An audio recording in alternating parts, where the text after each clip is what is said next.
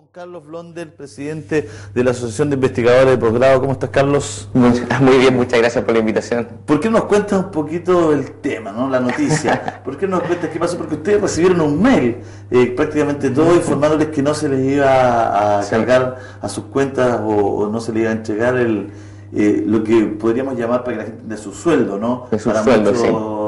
Para muchos investigadores, sí. Bueno, el problema se remonta no solamente ayer, que fue que muchos investigadores, cerca, como tú bien decías, casi 2.000 investigadores se dieron cuenta que no iban a recibir el sueldo del mes por concepto de beca, porque estos investigadores, tanto de magíster y de doctorado, se dedican exclusivamente, la mayoría de ellos, al posgrado.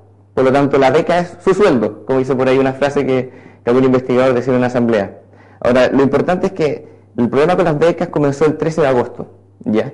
Con un grupo particular de becas que era para asistir a congresos en el extranjero, ¿ya? Que son como la ocasión para que estos investigadores le muestren al mundo la ciencia que se hace en el país y al mismo tiempo generan lazos de vinculación, de colaboración científica, ¿ya? Nosotros comenzamos en el primer momento a hablar con CONICYT, con el Ministerio de Educación. Nos informaron que estaba toda la voluntad política para resolver el problema, pero que estaban todos los temas administrativos, que faltaba algún decreto que se aprobara y que todo iba a salir prácticamente muy pronto. Pero pasó el 13 de agosto, nos empezamos a acercar a septiembre y el día de ayer sabemos que otra beca más está afectada, que ahora involucra un número mayor de gente y, como tú decías, ahora es la beca que involucra el sueldo de estos investigadores. Entonces el día de ayer una efervescencia nacional de todos los investigadores a lo largo del país, contactando la NIP. Nuestro servidor se cayó durante el día muchas veces, queriendo una respuesta de por qué estaba ocurriendo esto. Y bueno, por la efervescencia del día de ayer, hoy día hemos hablado con autoridades del Ministerio, con CONICYT, y nos dicen que la cosa ya se puede resolver para este tipo de becas, quizá el viernes. Pero llega nosotros lo que sí hemos preguntado, si solamente se necesitó una efervescencia o un tipo de presión para que esto se resolviera, entonces, ¿cuál es el problema de fondo? ¿Por qué las del 13 de agosto no se resolvieron el 14 de agosto entonces? Entonces, es muy importante que tú mencionabas en la introducción de cuán importante, o que si es tema para el país, este grupo de investigadores que... Tengo un par de preguntas que hacerte antes. Sí. ¿Por qué es un problema de un decreto? ¿Por qué los decretos no se firman antes de que se tengan que pagar los sueldos? ¿Qué explicación les dio? ¿Pudiste hablar con el ministro Lavín?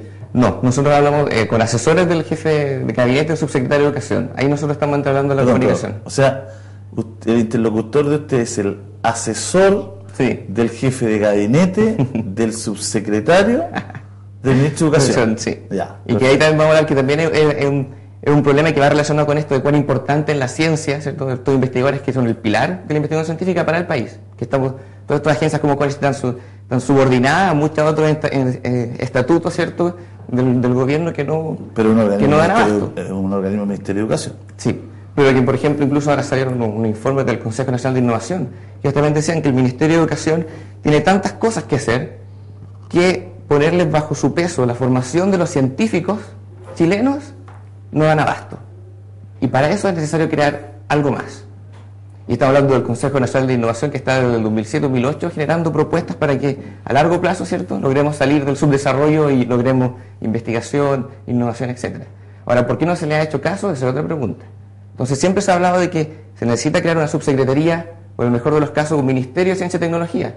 Así ocurre en los países europeos, así ocurre en los países desarrollados. Aquí en la región, por ejemplo, así hay Argentina, Brasil, que son potencias, ¿cierto? Pero desde el punto de vista de calidad científica, que mucha gente no lo sabe, nuestro país es superior a ellos.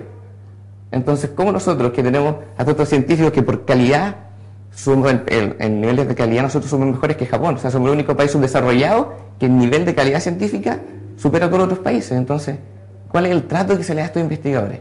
Entonces, bueno, nosotros también como ahí estamos planteando... ¿Y qué le dijo el asesor del jefe de gabinete, del subsecretario, del ministro de Educación? Por supuesto, que el tema era prioridad para el gobierno y que hay voluntad política de resolverlo. Ahora, desde las primeras conversaciones, yo creo que avanzamos a un punto en que, si bien antes del Ministerio de Educación, yo creo que si alguien le preguntaba qué era CONICYT o qué eran los investigadores, no tenían idea, logramos avanzar a un punto en que ya nosotros podíamos conversar con la autoridad del Ministerio, cosa que los investigadores, los científicos, hace 2 años atrás, era algo impensado, ¿te fijas?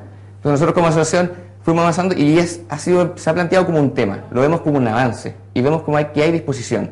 Sin embargo, no es suficiente. Como tú dices, no es suficiente que el asesor del asesor, ¿cierto?, que nos esté informando, a pesar de que ya es bueno que haya conversaciones, ¿cierto?, especialmente cuando tienes todos estos becarios enardecidos o efervescentes porque no hay información, ¿te fijas?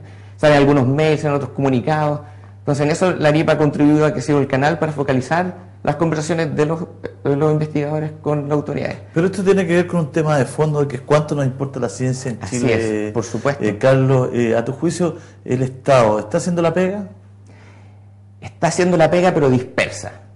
Por ahí también se ve un estudio que hay duplicidad de funciones, hay muchas agencias haciendo cosas parecidas, y sin embargo, a pesar que estamos tratando de poner más inversión, ¿cierto? Ahora salieron los últimos informes que ya en verdad no estamos poniendo tanta plata en investigación y desarrollo, pero eso ha sido como el discurso presidencial de este gobierno y los gobiernos anteriores. Y te fijas, si uno tomara la palabra capital humano avanzado, que es así como se llaman estos investigadores, aparece en cada discurso que uno encuentre, en la universidad, en todas partes. Pero al momento a ver, veamos sobre la mesa, ¿cuánto nos preocupa a estas personas? En realidad no nos preocupa tanto. Tenemos que hay siempre problemas con las becas, vemos que no se resuelven, vemos que, por ejemplo, nosotros como ANIP logramos que el 2008 hubiera un reajuste de las becas, ya que llevaban años sin el reajuste, ¿cierto? Recientemente se incorporó el PRI postnatal para profesionales, para las mujeres profesionales que están trabajando en ciencia, ¿te fijas? Y haciendo su posgrado, antes no tenían PRI postnatal. O sea, ya te fijas que no ha sido un tema a nivel país. Ahora, quizá el problema viene más de fondo, que quizás los científicos no han sido capaces de crear en la ciudadanía, ¿cierto?, una conciencia de que es importante crear este capital humano. ¿Están alejados nuestros ciudadanos de Yo creo que sí. científicos de la ciudadanía? Ahora, hace poco salió una encuesta iberoamericana que tomó encuesta en varias capitales de Iberoamérica, en este caso Santiago, y le preguntó a la gente: ¿qué piensa usted de la ciencia? ¿Cree que la ciencia es importante? ¿O los científicos de su país usted cree que contribuyen? Y fue impresionante ver que de todas las ciudades, Santiago, nuestro país, era la única que tenía la visión más negativa hacia la ciencia como la ciencia nacional, de cuánto es la calidad de los investigadores, cuánto contribuyen, y se le hizo una pregunta muy clave a personas en Santiago, alrededor de 1000 encuestados.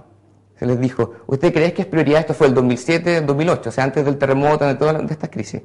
¿Usted cree que es importante que el país invierta en investigación de ciencia y tecnología? Y no hubo ninguna persona de esas 1000 que dijera que sí. Ninguna. O sea, en el estudio nos llamó la atención, a los mismos investigadores que están haciendo el estudio, que no hubo ninguna persona en Santiago que dijera que podía ser prioridad invertir en ciencia y tecnología. Entonces te fijas que ya viene algo como del colectivo de la ciudadanía. O sea, obviamente Santiago no es Chile. ¿Y en pero... qué están trabajando ustedes? Para explicarle a la gente. Por supuesto, bueno. ¿En qué se trabaja básicamente? Yo creo que la NIP, la mayoría de las veces que salgo en la prensa o en los medios de comunicación, es cuando tenemos problemas de estos de beca y somos como el bombero que sale a tratar de apagar el incendio. Pero nosotros tenemos, hace un año y algo, creamos varias comisiones especiales. Estamos trabajando en extensión, en llevar la ciencia a las calles, ¿ya? No solamente a los colegios. Hay iniciativas muy buenas como Explora, que uno hace charlas en los colegios y eventualmente eso es insuficiente. Nosotros estamos contribuyendo en nuestra parte, incluso ahora vamos a lanzar un proyecto en conjunto con Explora y con CONICYT, de generar conciencia en la ciudadanía sobre la importancia de la ciencia. Y no solamente la ciencia, porque yo creo que igual... ¿Lo van a hacer con Explora y CONICYT? Explora CONICYT, un programa especial que es dedicado para llevar proyectos de investigación a los colegios. ¿Y CONICYT se va a poner o no? Sí, se tiene que poner. Y nosotros ponemos... el decreto, sí, y nosotros somos los que convocamos a investigar en posgrado. ¿Te fijas? Yeah. Porque estos profesionales tienen ganas de participar, tienen ganas de mostrarles lo que ellos hacen dentro de sus laboratorios. ¿Qué es lo que hacen? ¿Qué es lo que hacen los científicos chinos? Cuéntanos. Y es una pregunta que todos se pueden hacer. O sea, ¿sí? ¿Qué hacen? En Chile tenemos, áreas científicas. Por ejemplo, los biosolves. Se han hecho en laboratorios chilenos, me han dicho. ¿Sí? Los biosolves. Por supuesto. Creo que hay investigadores chinos que tienen esta bombita que se ponen en las lavadoras que lavan sin detergente, digamos, y con iones. Y en todas las áreas, ¿te fijas? También en nanotecnología. Nosotros nos dedicamos constantemente en nuestro portal, ANIP, ir destacando noticias de científicos chilenos, de descubrimientos que han hecho. Por ejemplo, pusimos hace una semana atrás que habían unos científicos chilenos habían creado una nueva píldora al día después, que según todos los estudios no era abortiva bajo los estudios que antes decían que la antigua sí era. Ellos son científicos chilenos, ¿te fijas? Pero eso lo sabe la comunidad. De la Universidad de Santiago. ¿Y cuál es la página donde están saliendo? ANIP.cl. Es un portal. ANIP. ANIP.cl. Y publicamos prensa, noticias de investigadores chilenos que están haciendo ciencia de nivel, ¿ya? Publicamos artículos originales, por ejemplo, ¿cuál es la responsabilidad? Porque siempre uno piensa que son científicos que están reclamando de nuevo por plata. Pero también nosotros planteamos que tiene una responsabilidad para el país, obviamente. ¿Por qué aquí no se hace un auto, por ejemplo? Disculpe que te pregunte cuestiones básicas, pero... Yo creo que eso no, pero... ¿Por qué aquí no se hace un auto? En términos de lo que va más que nada con la investigación aplicada, ¿cierto? Ahí viene otra discusión de que si no, a las empresas chilenas o tienen la mentalidad o les conviene o no invertir en investigación y desarrollo, en I+D, que ha sido una discusión eterna de cómo generar mecanismos para que esto ocurra, ¿ya? Ahora, y eso también está relacionado con un problema que la ciencia tú no la puedes manejar como si fuera de un punto de vista económico por el mercado, ¿ah? Y que también está relacionado con estas cosas de créditos versus becas, porque el país, en la etapa de desarrollo que estamos, no existe suficiente ¿cómo se dice? Demanda por doctores o por magíster, ¿te fijas? Por lo tanto, necesitamos crear incentivos para que los profesionales, para que los mejores profesionales de nuestro país se perfeccionen.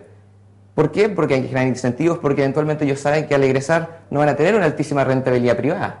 Sin embargo, lo que pueden hacer al país tiene una alta rentabilidad social. Entonces, eso como es tan importante, el Estado asume el papel de generar incentivos a través de becas, y una vez que estos profesionales salen, generar incentivos a la academia y a la empresa para que luego se incorporen por un periodo de tiempo, tampoco es para siempre, pero para mostrarle a la empresa una pincelada de lo que una persona con un doctorado podría hacer para mejorar su empresa. Desde cosas tan básicas como un proceso a crear tecnologías nuevas. ¿Te fijas? Y que ahí también partiría, ¿por qué nosotros no estamos creando cosas ya a otro nivel, que pudiera posicionarnos a nivel de la región? ¿Te fijas? Pero eso todo es a largo plazo y como se ha dicho, hay que ir... Pero es difícil, por ejemplo, que en Chile se creen artefactos. Por ejemplo, hace una semana llegó a Chile un robot chico, que es como una aspiradora. Llegó a todos los Falabella de Chile.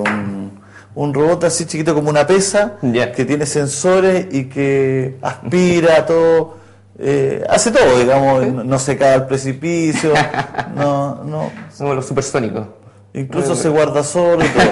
Nuestros científicos pueden crear algo así. Pero por supuesto, lejos? No estamos lejos para nada. Porque si ya tenemos Falabella, digamos, que está en Colombia, Argentina y Perú, si ya tenemos Home Center que está en todas las, si ya tenemos los canales de venta, nos falta quizá esta con mancomunión, esta empresa, con la ciencia y nosotros hacer nuestro rol, digamos. Faltan esos nexos de mostrarle que tenemos un potencial tan alto, y no solamente para crear robotitos, este tipo de cosas superiores o cosas que ni siquiera se han creado, no se piensan ahora. Pero la cosa es hacer ese nexo, como tú dices. Cómo llevamos este potencial, estas mentes, ¿cierto?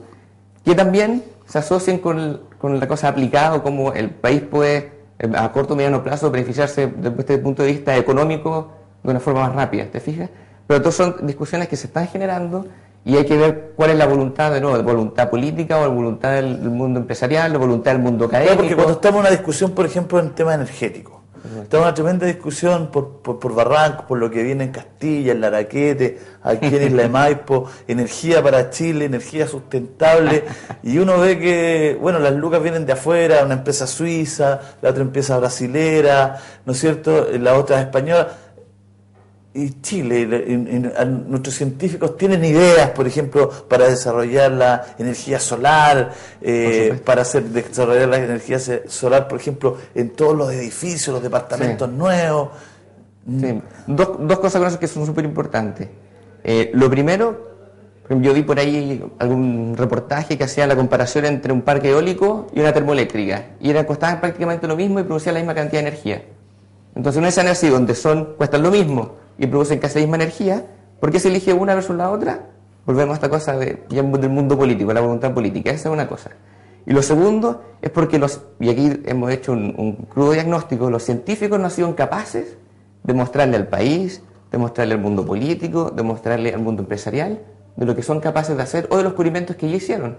Si te fijas, ¿faltan líderes en el ámbito científico? Yo creo que hay líderes, pero falta una convocatoria masiva, una cosa transversal, que nosotros hemos dicho, que involucre tanto a los investigadores que están en formación, que nos representamos nosotros, con la Academia de Ciencias, con la sociedad científica, con los premios, una cosa global. ¿Te fijas? Porque uno como que se quedó en Maturana, en Pancho Varela, no, de verdad. Sí, y ahora la sociedad científica es Jorge Babul también, claro, que también saca la voz. Como que uno se quedó ahí, digamos, sí. Hace poco leía que a Pancho Varela todavía le hacen homenaje en Francia, científicos de todo el mundo, pero uno no ve el recambio. Están ahí, la cosa es que no conversan. Imagínate que con lo que ocurrió por el terremoto. Después que ocurrió el terremoto empezaron a salir las publicaciones científicas de chilenos que decían que lo más probable es que iba a ocurrir algo en el sur de nuestro país.